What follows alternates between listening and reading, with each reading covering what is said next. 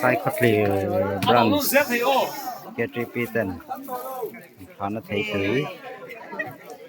fellowship ban hulama min lo buat chai saka ma hian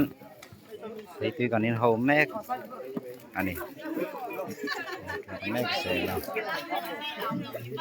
sai khotli branch te ngai don le ni lai rong bol na toi te kan han nei hawa po tak lein long ruang takin bol na kong khat join hun kan hang hawa mareng thei la cham reng thei kan ni lo wangin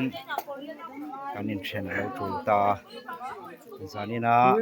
hawa kan hun man thei te lo mang zo ta hian fellowship bana thei tui min lo buat sai saka ngai tak le in thal tak chungin long mang tha ngai ta mai sia ne le ya kanin tok lo ta lo kanin ta lo ni poin ban nuama lim takin kanin tok le theu tu ra ngai la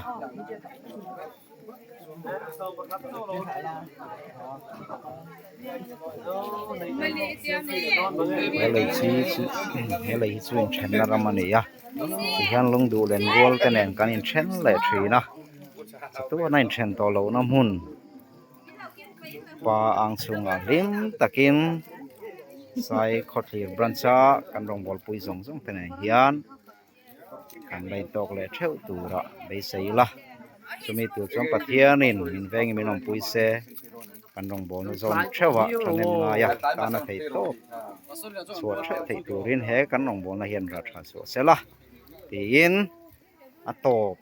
kan han kharange Sa mi do non to lo e sa mi do. Ni kha ko hian kan ko phai lo mai do mi.